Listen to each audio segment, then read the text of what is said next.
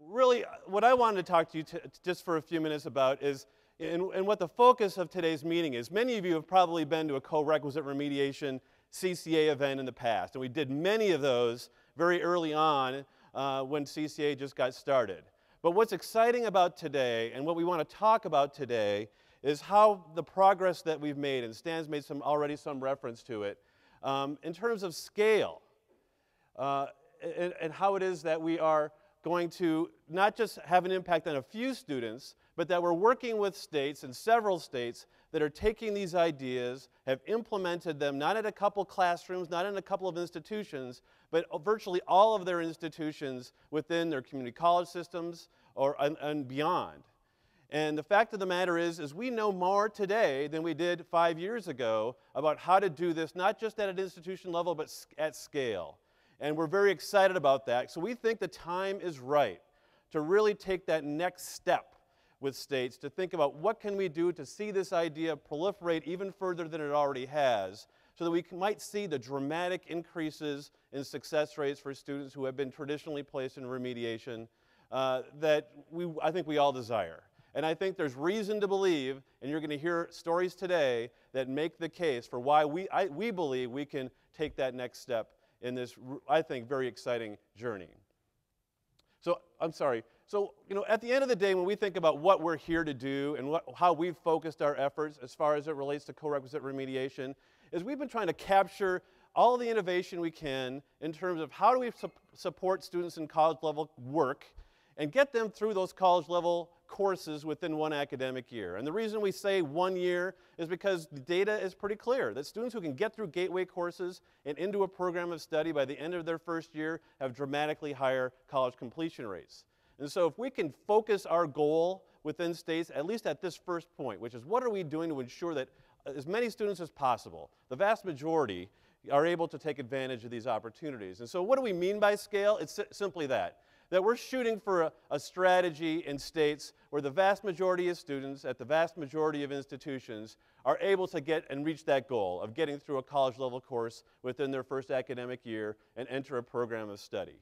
And that sounds, ambiguous a little bit, but I think we're seeing examples of states that are pushing 60, 70% of their students into some form of a co-requisite model, whether that's a single semester model, like we're going to hear from Peter Adams today and Tristan Denley, or a 2 semesters, course pathway like the Carnegie Statway pathway model, or the new math pathways work that's going on. We think that if you encompass the universe in that way, that you can actually see a very dramatic increase in student success and serve really the vast majority of students who are entering your institution. And so yes, we do believe that we can get to scale, this elusive goal of scaling best practices. And there's really 3 things that we think and why it is important to talk about scale. First of all, scale is essential, right? If we're going to see the dramatic increases in college completion and success rates we need, we can't do this a program at a time. It has to be something at a large scale. We need to have systems and states commit themselves to this objective. And so if we're going to see the results, we have to have a conversation about scale. Scale is possible. And what I mean by that is Stan described, one of the essential elements that we speak of when we talk about co-requisite remediation is eliminating all of these attrition points that students experience along the way, and then accelerating their progress into a college-level course. So we're not talking about replicating a specific model, like taking Peter's model and very precisely implementing it in every single classroom in the country. That's not scalable, right? But if you can fundamentally change the structure of how you're serving students so that most students are experiencing college-level work right away, that's a structural change that you can make today if you wanted to, but then fill in how you're going to serve students in a different way, and that might be different at every one of your campuses and exactly how they're going to meet that goal. So as a result, scale is possible because it doesn't require a rigid implementation of a discrete strategy. It's about changing the structure and then figuring out how to best serve students within that structure. And then it's achievable because we're seeing it happen. You're going to hear about Indiana. You're going to hear about West Virginia. You're going to hear about Colorado. They are getting it done, and they are showing the way, and they are teaching us valuable lessons on how to do this. And so they have been our trailblazers. They have gone through the wars and the challenges and have figured things out also in many cases discovered challenges that they thought were going to be there that weren't. And so that's where we want to start the conversation now with you today about how we might take advantage of the lessons that are being learned, not only in terms of implementing Corequisite discreetly, but how to do it at scale. So let me just tell you a little bit of the story about how we got to this point. You know, Complete College America, some of you who have been around will recall that we've talked about remediation from the get-go. That's always been a part of our conversation. But we didn't have a clear sense of what to do about it at the outset. And in fact, right around the time that Complete College America got started, or actually even a little bit before that, we were already in the midst of a pretty significant wave of innovation around developmental education. I was working with Tennessee on their developmental education redesign work that really focused on some of the course redesign models, modularization, and competency-based stuff. And there was all kinds of other things happening. So there was already a movement afoot. And so we jumped into that conversation. We're broadly thinking about which ways that we could support those types of innovations. And then we started and had a great opportunity with the Gates Foundation to be able to invite a set of states to be able to innovate further on these issues. And we gave them the full range of opportunities to explore what they might do, modular models, co-requisite models, other types of strategies. And they did that work for a couple of years. We brought them all together, and I think those of us at CCA have a very distinct memory. We were all in a room, and we started talking to each of these states about what they did. And they said, well, we implemented a bunch of different models, but the one that seemed to work best was Corequisite. That was the one we were getting the better results from. The modular sort of was haphazard. We didn't really get the results we wanted to. And it became clear to us then at that point that while we could advocate for a full range of strategies, why wouldn't we focus on the one strategy that's getting the best results and really encourage people to push that strategy? And that's indeed what we did. We came up with our focus on co-requisite remediation.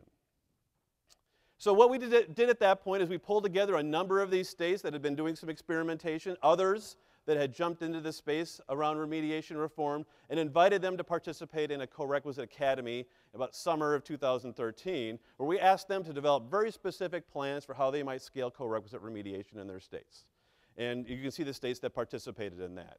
And so over the past 2 years now, these states have been working very diligently about how they might scale co-requisite support. And here's more or less, where we are today. We have 3 states, Colorado, Indiana, and West Virginia, that have developed system-wide policies and strategies. West Virginia in the community colleges, Colorado in the community colleges primarily, although they do have co-requisite at their 4-year institutions now.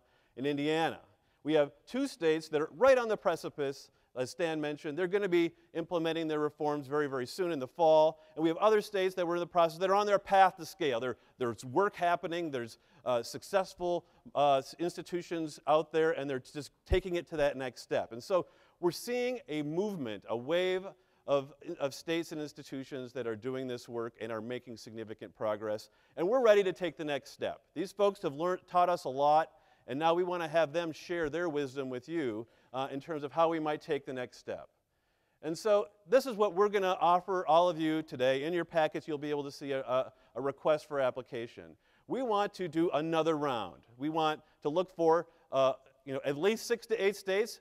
If there's more than that want to do this, we're going to look to do what we can to support as many states as we can to take on this work by participating in a request for applications. We're going to kick off our first group in the fall, November 17th through 19th, and maybe if we have enough applicants and interested states, we'll take another group with us early next year to begin the process of how they might scale co-requisite remediation in their state. And so what is the benefits of doing this? How will we do this? Well, it's going to be through our National Academy, just like we did with the first set of states. We're going to provide national experts that will come into your state, hold a statewide meeting and do other types of support with you to provide you the assistance you need, not only in terms of what happens in the classroom, but also how do you design things in your student support services structure, how do you get faculty on board, how do you get your institutions mobilized and ready for scale, and do that over the course of the next year or so, with the hope and expectation that states will make a commitment and that there's be certain levels of commitment that we want. We hopefully, we can get some states to say, yes, indeed, we are ready to do something at scale in the next couple of years. We obviously are looking for data and we'll ask folks to give us some data so we can examine and measure whether or not the work you're doing is successful. And then we're going to participate in a lot of other activities. We're going to hopefully build this community of states that are committed to this strategy, that can learn from one another and find ways for them to work together. So take a good hard look at that RFA. We hope that you will participate in it. A deadline of August 14th. It's nothing fancy, just a few pages with some specific details about what you'd like to do and how you'd like to do it and why you'd like to be involved in your readiness to do so. We'll go from there. And so today obviously is an opportunity for you to get a little bit of a better understanding about what the issues are, begin to have a conversation with your colleagues from your states about how to do this work, and whether or not you're ready. So you'll see during the course of the day some breakout sessions in the afternoon, one where you'll get to really roll up your sleeves and ask some hard questions of the people that we're going to be talking to this morning, but also a session where you can connect with colleagues in your state to have that conversation and for us to be available to you to talk about what it might take and what it might look like to scale in your state.